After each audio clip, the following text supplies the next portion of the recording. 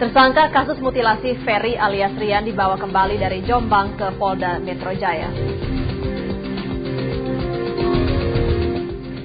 Pilkada Jawa Timur dilakukan dalam 2 putaran karena tidak satupun kandidat meraih angka di atas 30%.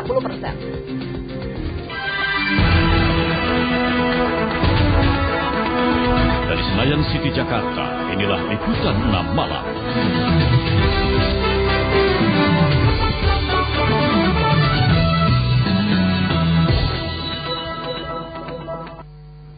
Halo saudara, redaksi kami hadir selama setengah jam menghadirkan serangkaian informasi aktual dari dalam dan luar negeri dalam Liputan 6 Malam. Saya Gadis Parengkuan.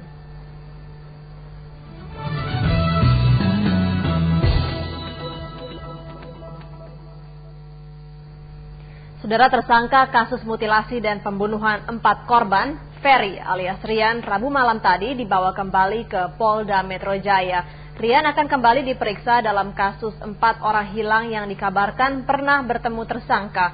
Sebelumnya Rian telah diperiksa di Jombang, Jawa Timur. Di kampung halamannya tersebut, Rian mengaku telah membunuh 4 orang untuk diambil harta bendanya. Tersangka Ferry alias Rian Rabu malam diberangkatkan ke Jakarta. Dengan dikawal ketat 4 anggota kejahatan dan kekerasan Polda Metro Jaya dan sejumlah anggota reserse Polda Jatim, tersangka ini tiba di Bandara Juanda, Surabaya. Rian yang dikenal pendiam dan santun ini selalu menutupi kedua tangannya yang diborgol dengan kain. Selanjutnya dengan menggunakan pesawat komersial, tersangka yang dikenal penyuka sesama jenis ini duduk di bangku belakang pesawat. Meski tidak terlalu mendapat perhatian dari para penumpang, namun ada sejumlah penumpang yang mengaku agak takut duduk dalam satu pesawat dengan tersangka pelaku pembunuhan dan mutilasi. Sangat mengerikan juga ya, bareng-bareng sama orang yang membunuh 5 orang. Soalnya saya nggak berdua doang sama dia. Maksudnya kan banyak orang, jadi saya nggak tahu. Rian pun turun dari pesawat setelah seluruh penumpang turun terlebih dahulu. Tersangka yang baru berumur sekitar 30 tahun ini pun segera dibawa ke dalam tahanan Polda Metro Jaya.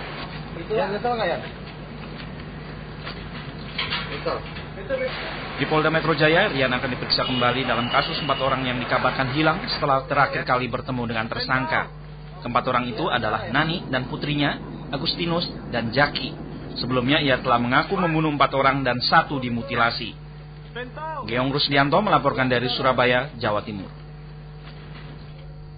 Keluarga Ariel Sitanggang menyesalkan cara kerja polisi yang lambat dalam melakukan pencarian Ariel yang pernah dilaporkan hilang beberapa waktu lalu.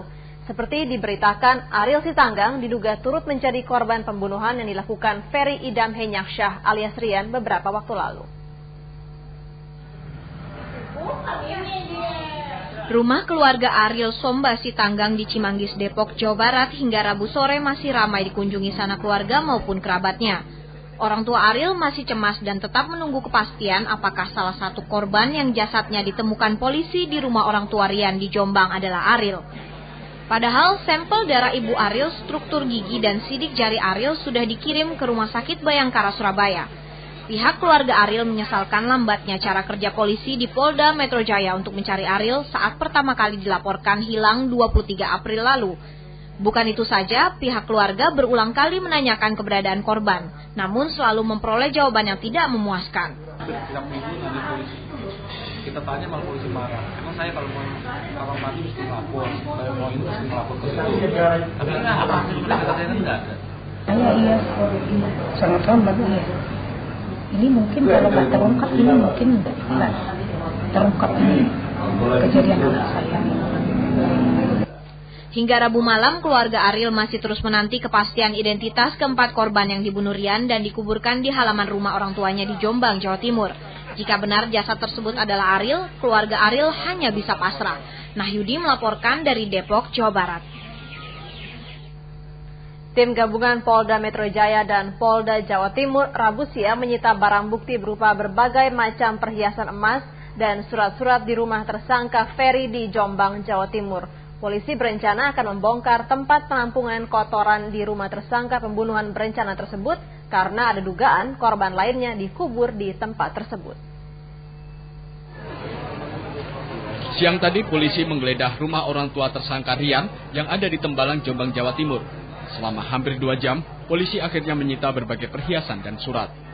Polisi juga akan membongkar tempat penampungan kotoran atau septic tank yang terletak di bagian belakang rumah orang tua Rian.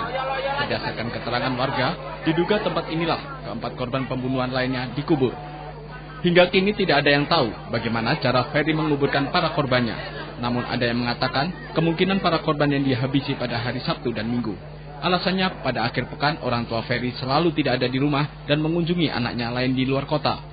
Rumah-rumah yang ada di Dusun Maijo Tembalang memang saling berjauhan dan banyak pohon bambu yang biasanya ditanam di halaman sehingga para tetangga tidak bisa melihat aktivitas yang dilakukan di dalam rumah. Bukti-bukti baru yang ditemukan membuat dugaan korban pembantaian yang dilakukan Rian bertambah dan semakin menguat. Tim Liputan 6 SCTV melaporkan dari Jombang, Jawa Timur. Beralih ke informasi lain, saudara, sebuah koper berisi mayat laki-laki tanpa identitas ditemukan warga di Danau Sunter, Jakarta Utara, Rabu sore. Diduga korban tewas akibat dianiaya, kemudian mayatnya dimasukkan dalam koper berukuran besar. Koper berukuran besar ini sebelumnya terapung di atas Danau Sunter dan pertama kali ditemukan petugas pembersih sampah di sekitar Danau Sunter. Warga yang sedang santai di pinggiran danau tidak menyangka dalam koper itu terdapat mayat seorang lelaki yang masih baru dan utuh, lengkap dengan pakaian dan sepatu. Awalnya di kira-kira 10 meter dari danau gitu, digeret, terus tukang perahu itu harta karun gitu dipinggirkan, terus dibuka ternyata dia lihat kepala, ada rambutnya gitu. Penemuan mayat ini dilaporkan ke Polsek Tanjung Priok dan polisi mengevakuasi mayat dalam koper ini. Setelah diperiksa, polisi tidak menemukan satupun kartu identitas, hanya ada tanda-tanda bekas penganiayaan di wajah korban. Identitas tidak ada, masalah penyidikan tidak ada di proses dengan polisi. Ada luka ada? Katanya hanya mata sebelah kiri.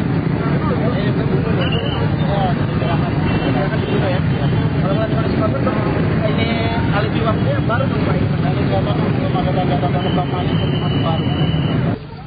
Mayat lelaki dalam koper ini berciri fisik tinggi sekitar 165 cm, berkulit gelap, berambut pendek, menggunakan kaos berwarna abu-abu, celana jeans hitam, dan sepatu berwarna coklat. Guna penyelidikan lebih lanjut, korban dibawa ke RSCM untuk diotopsi. Deden Julianes melaporkan dari Jakarta. Unjuk rasa sejumlah mahasiswa Serang di kantor Gubernur Banten yang menuntut dikeluarkannya izin pemeriksaan terhadap 45 anggota DPRD Pandeglang diwarnai kericuhan. Di Bandung, Jawa Barat, unjuk rasa menuntut penuntasan korupsi juga diwarnai saling dorong dengan polisi.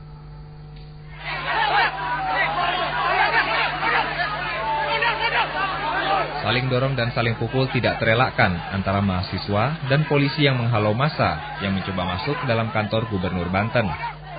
Namun kejadian tidak meluas setelah kedua pihak menahan diri. Mahasiswa berdemo di depan kantor Gubernur Banten meminta Gubernur segera mengeluarkan surat izin pemeriksaan 45 anggota DPRD Pandeglang yang diduga terlibat kasus suap pinjaman daerah senilai 200 miliar. Bapak tahu hukum, Pak!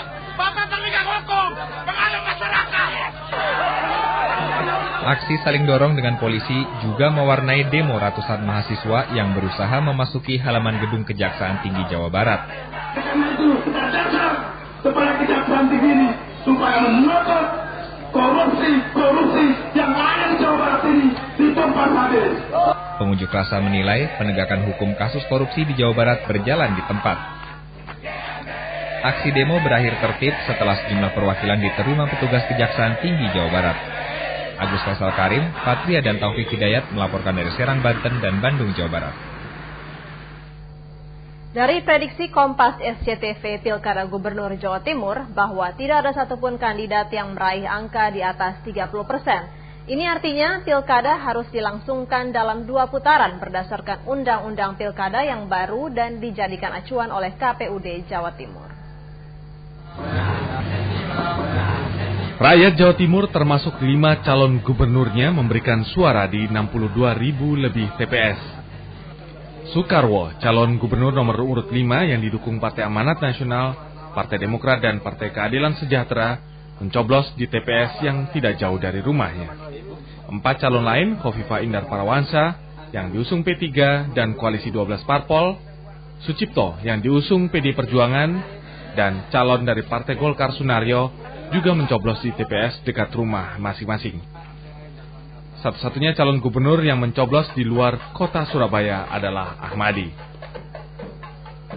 Berdasarkan prediksi Kompas SCTV, perolehan suara Soekarwo dan Khofifah saling berkejaran. Kedua calon gubernur tersebut sama-sama meraih 25%. Disusul Sucipto yang meraih 22%, Sunaryo 19%, dan tempat terakhir Ahmadi yang mendapat 7% suara. Jika prediksi ini sesuai dengan perhitungan KPUD Jawa Timur, berarti pilkada harus berlangsung dalam 2 putaran, yang rencananya digelar lagi sesudah Hari Raya Idul Fitri bulan Oktober mendatang. Tim Liputan 6 melaporkan dari Surabaya.